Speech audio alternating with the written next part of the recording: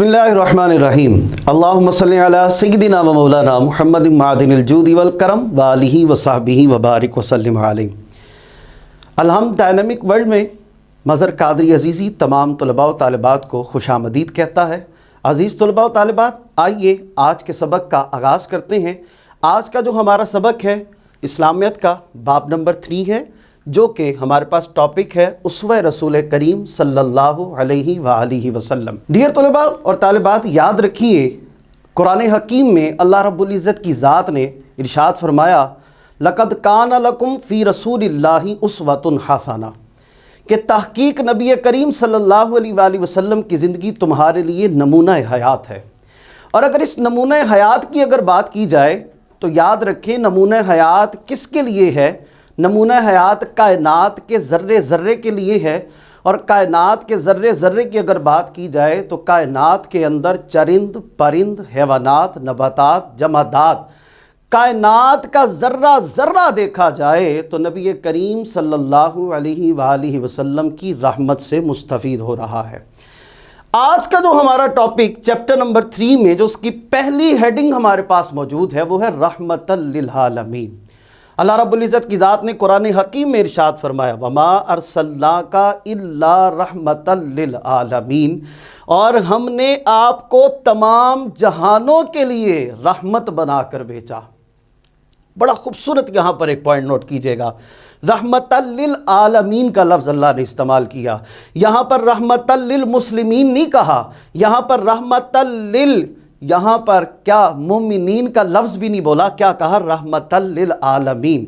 अब आलम के अंदर चाहे वो कोई भी अफराद है, आलम के अंदर वो किसी भी मज़हब से ताल्लुक़ रखने वाला है, इस आलम के अंदर वो किसी भी अकीदे से ताल्लुक़ रखने वाला है, तो उसके लिए भी क्या है? रहमत बनाकर भेजा गया है।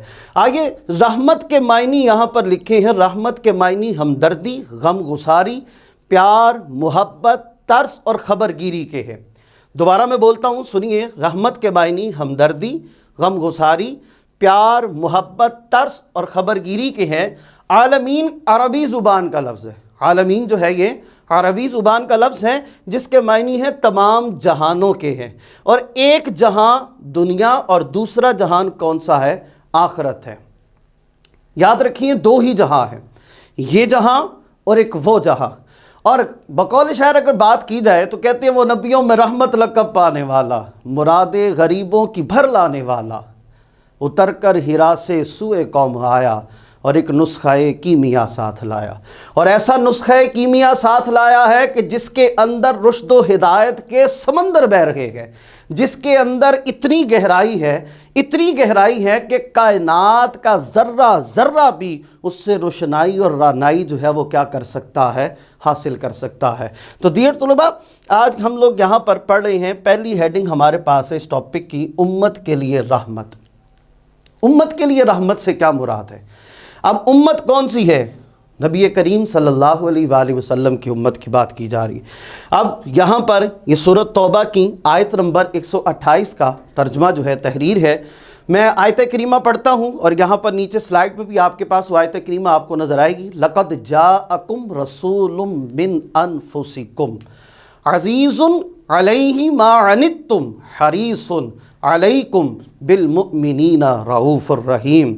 खूबसूरत आयत करीमा, फरमाया मोमिनो तुम्हारे पास अल्लाह के एक रसूल आए हैं, और क्या? जो तुम में ही से हैं। अब यहाँ पर ये बात याद रखिए, तुम में ही से मुराद वो हम जैसे नहीं, बल्कि क्या? वो अफ़ज़लुल बशर हैं, आला मकाम है, जिनके बारे में कुरान क्या फरमाता है? वमा यंतिकु अनिल हवा इन हुवा इल्ला वह्युन यूहा। क्या फरमाया अल्लाह रब्बुल इज़्ज़त की ज़ात ने कि रसूल, पैगंबर अपनी नफसानी ख्वाहिशात की बुनियाद पर कोई बात नहीं करता है।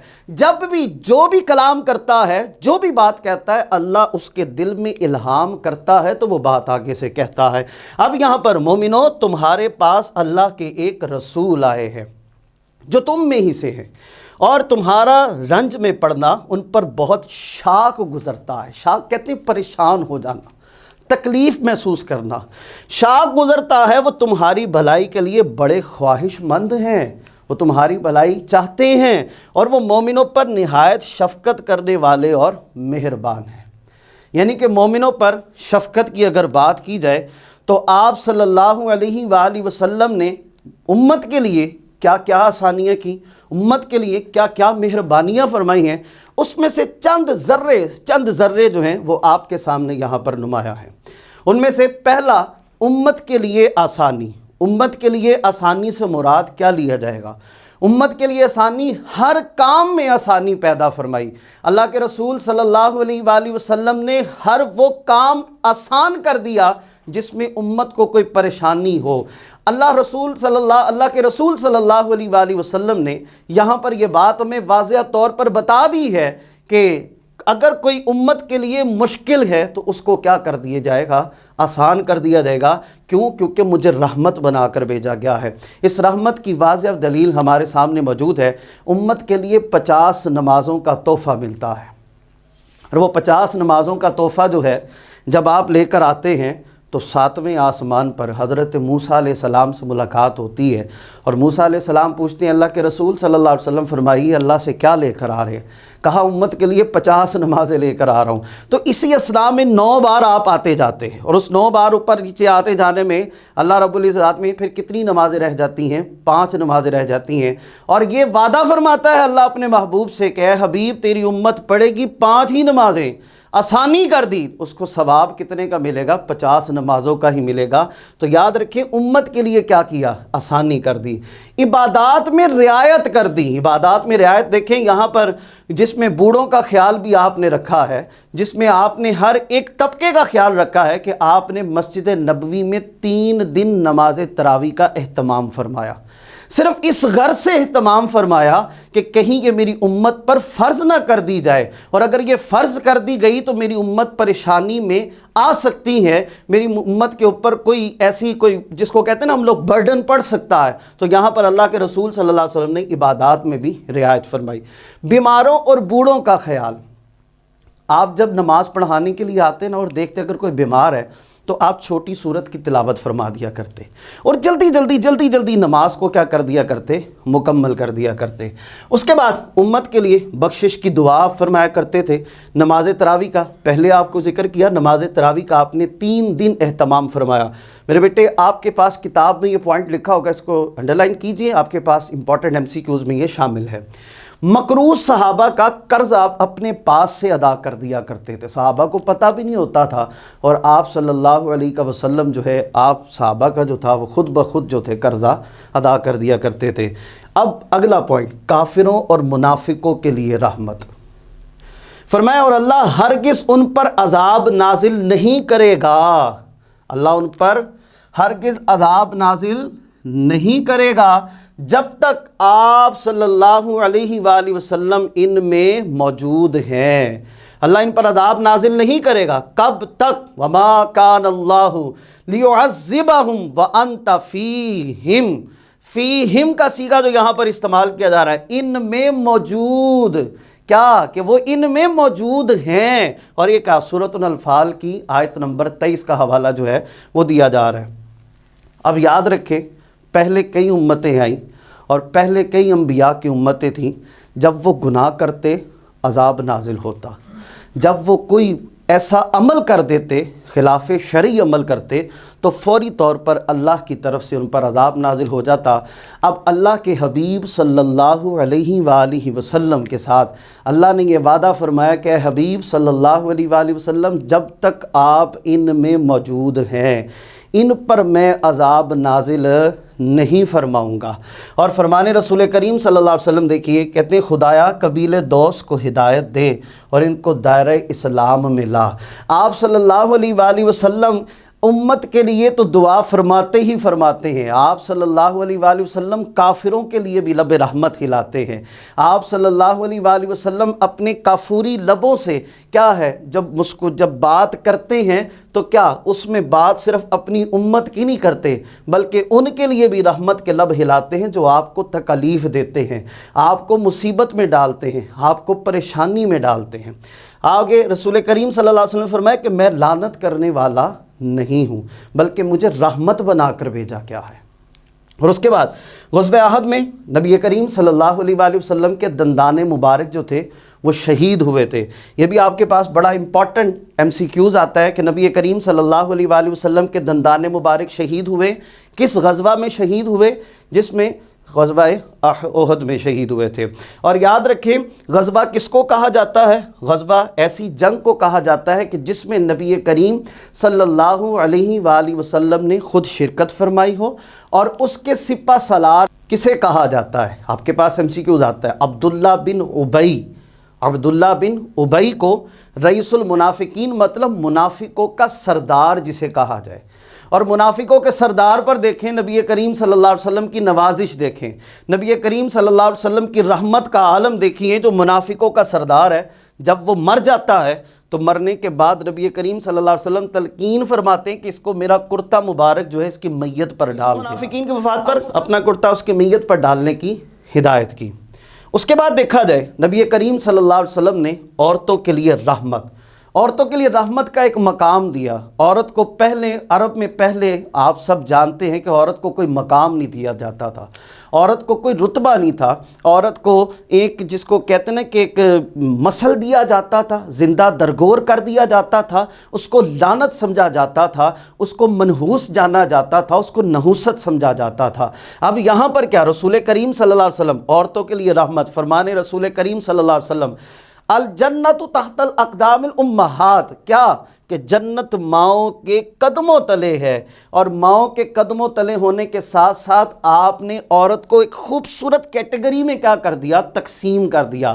عورت ماں ہے، عورت بیٹی ہے، عورت بیوی ہے، اور عورت کے بہت سارے ایسے رشتوں کو اس کی تمیز جو تھی آپ صلی اللہ علیہ وآلہ وسلم نے عیاں فرما دی، اور کیا فرمایا؟ جنت ماؤں کے قدموں تلے ہے۔ اور اس کے ساتھ ساتھ نبی کریم صلی اللہ علیہ وآلہ وسلم نے عورتوں کے لیے تعلیم کا حق بھی ان کو دیا، اور رسول کریم صلی اللہ علیہ وسلم کی حدیث مبارکہ یہ آپ کے سامنے موجود ہے، طلب العلم فریضۃ علی کل مسلم۔ کیا فرمایا؟ کہ تعلیم حاصل کرنا ہر مسلمان مرد اور عورت پر فرض ہے۔ اب مرد اور عورت دونوں کو لازم و ملزوم قرار دیا گیا، یہ میری بات یاد رکھیے گا۔ اس میں صرف یہ نہیں کہا جا سکتا کہ صرف مردوں کے لیے تعلیم حاصل کرنا، نہیں، عورتوں کو بھی ویسے ہی برابر کے حق جو ہیں اللہ کے رسول صلی اللہ علیہ وسلم نے عطا فرمائے۔ اس کے بعد جائیداد میں حق آپ نے، وراثت میں حق جس کو کہا جاتا ہے وہ آپ نے ان کو دیا۔ بیٹی کو وجود رحمت قرار دیا۔ بیٹی کو وجود رحمت کیوں قرار دیا؟ کیونکہ بیٹی رحمت ہے، اور رسول کریم صلی اللہ علیہ وآلہ وسلم کا فرمان عالی شان، اللہ کے حبیب صلی اللہ علیہ وسلم فرمایا کہ اللہ جب خوش ہوتا ہے، اللہ جب بہت خوش ہوتا ہے تو کیا کرتا ہے؟ بیٹی عطا کرتا ہے۔ اللہ جس سے بہت راضی ہوتا ہے اللہ اس کو کیا کرتا ہے؟ بیٹی عطا کرتا ہے۔ بیٹی کو رحمت قرار دیا، اور جب بیٹیاں گھر میں آ جاتی ہیں نا تو اللہ کی رحمتیں بھی ساتھ ساتھ آنا شروع ہو جاتی ہیں، تو بیٹیوں کو منحوس نہ سمجھا جائے۔ اور اس کے بعد حق کے خلا کا حق بھی ان کو دیا۔ خلا کہتے ہیں فسخ نکاح کو ختم کرنے کا حق۔ وہ ایک ڈیٹیل کے ساتھ گفتگو ہے، وہ انشاءاللہ تعالیٰ جب نیکسٹ لیکچر ہوگا تو اس میں انشاءاللہ تعالیٰ میں آپ کو بتاؤں گا۔ اس کے بعد کہتے ہیں یتیموں کا والی۔ یتیموں کے والی سے مراد یہاں پر کیا ہے؟ نبی کریم صلی اللہ علیہ وآلہ وسلم کا فرمان عالی شان، میں اور یتیم کی کفالت کرنے والا جنت میں اس طرح ساتھ ہوں گے۔ یہ دو انگلیاں اس طرح، یہ شہادت کی انگلی کو یہ اشارہ کر کے آپ نے ارشاد فرمایا جنت میں میرا اور اس کا ساتھ صرف اتنی دوری پر ہے۔ جنت میں میرے ساتھ وہ ایسے ہوگا، کب ہوگا؟ کہاں پر؟ شہادت اور ساتھ والی انگلی کو ملا کر اشارہ کیا کہ کہا جنت میں وہ میرے ساتھ ہوگا۔ اور یاد رکھیں عورتوں کی رحمت کے لیے یہاں پر ایک خوبصورت حدیث مبارکہ، اللہ کے رسول صلی اللہ علیہ وسلم نے فرمایا کہ جس کو میں نے بیٹیاں عطا کیں، تین بیٹیاں عطا کیں، مفہوم انداز میں آپ کو بتا رہا ہوں، اللہ نے جس کو 3 بیٹیاں عطا کیں اس نے اس کی کفالت کی، اس کو پڑھایا لکھایا، اور سن بلوغت کے بعد اس کا فوری نکاح کر دیا، اور وہ اپنے گھر کو ہوگی، تو اللہ کے رسول صلی اللہ علیہ وسلم نے اس کے لیے بھی یہی یہاں پر تشبیہ دے کر فرمایا کہ جنت میں میرا اور اس کا ساتھ ایسے ہے۔ تو یاد رکھیں یتیموں کے بارے میں، اور نبی کریم صلی اللہ علیہ وسلم کا فرمان عالی شان کہ یتیم کے سر پر جو شخص محبت اور شفقت کا ہاتھ پھیرتا ہے، محبت اور شفقت کا ہاتھ پھیرتا ہے، تو اللہ کہتا ہے کہ اس کے سر پر جتنے بال ہوں گے اللہ اتنے اس کے حصے میں نیکیاں جو ہے وہ لکھ دے گا۔ یعنی کہ اتنی رحمت اور محبت اور شفقت کس پر ہے؟ یتیموں کے ساتھ محبت کرنے کے بارے میں۔ کہتے ہیں آپ صلی اللہ علیہ وآلہ وسلم یتیموں کے ساتھ، کہتے ہیں یتیم کے لیے انصاف پسند ہو، یتیموں کے ساتھ انصاف کیا جائے۔ نبی کریم صلی اللہ علیہ وآلہ وسلم نے فرمایا کہ یتیم کے ساتھ محبت کرو، یتیم کے ساتھ شفقت کے ساتھ پیش آؤ۔ حضرت اسماء بنت امیس رضی اللہ تعالیٰ عنہ بیان کرتی ہیں کہ غزوہ مؤتہ میں حضرت جعفر طیار رضی اللہ تعالیٰ عنہ شہید ہو گئے تو آپ صلی اللہ علیہ وآلہ وسلم میرے گھر تشریف لائے اور فرمایا اسماء جعفر رضی اللہ تعالی عنہ کے بچوں کو بلاؤ۔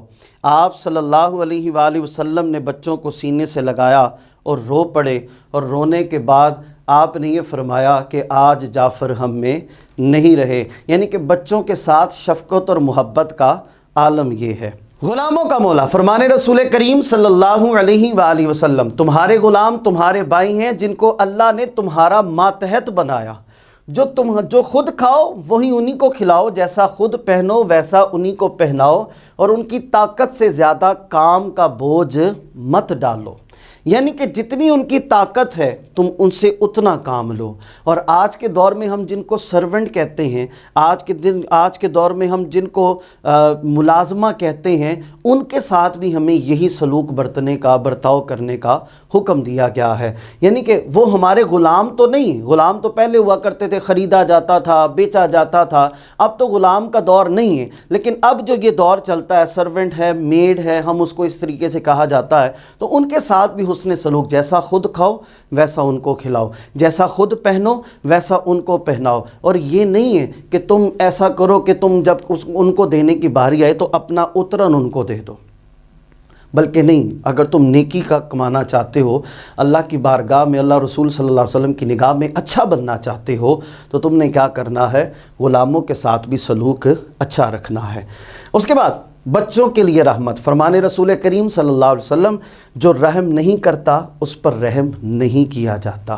یعنی کہ جو رحم نہیں کرے گا اس پر رحم نہیں کیا جائے گا۔ رسول کریم صلی اللہ علیہ وسلم کی عادت یہ تھی کہ آپ صلی اللہ علیہ وسلم جب بچوں سے ملا کرتے تھے تو بچوں کا بوسہ لیا کرتے تھے، شفقت، پیار، محبت۔ اور نبی کریم صلی اللہ علیہ وآلہ وسلم ایک دفعہ نماز پڑھ رہے تھے، تو دوران نماز نبی کریم صلی اللہ علیہ وسلم کے نواسے، جن سے آپ کو بڑی محبت، حضرت امام حسن اور حضرت امام حسین رضی اللہ تعالیٰ عنہ، آپ سجدے کی حالت میں ہیں تو وہ آپ کے اوپر جو ہیں وہ بیٹھ جاتے ہیں، اور آپ کے اوپر بیٹھ جاتے ہیں تو آپ اپنے سجدے کو طویل فرما دیتے ہیں۔ یعنی کہ بچوں کے ساتھ محبت، شفقت اور پیار۔ اور نبی کریم صلی اللہ علیہ وسلم جب خطبہ فرمایا کرتے تھے تو آپ صلی اللہ علیہ وسلم منبر پر ان کو اپنے پاس بٹھایا کرتے تھے۔ یعنی کہ بچوں کے ساتھ محبت اور شفقت کا برتاؤ برتنے کا ہمیں اللہ کے رسول صلی اللہ علیہ وسلم نے ہمیں یہ حکم فرمایا ہے۔ اور اس کے بعد جانوروں کے لیے رحمت، انسانوں کے لیے رحمت تو ہے ہی ہے، جانوروں کے لیے بھی کیا ہے؟ رحمت ہی رحمت ہے۔ فرمان رسول کریم صلی اللہ علیہ وآلہ وسلم، بردباری والے مویشیوں کو تکلیف نہ دی جائے۔ بردباری والے کہتے ہیں جو ساز و سامان لاد کر ایک جگہ سے دوسری جگہ لے کے جانے والے ہوتے ہیں، کہتے ہیں ان سے اچھا برتاؤ رکھا جائے، ان کے ساتھ اچھا سلوک کیا جائے۔ اور وہ اچھا سلوک کس طریقے سے کیا جائے؟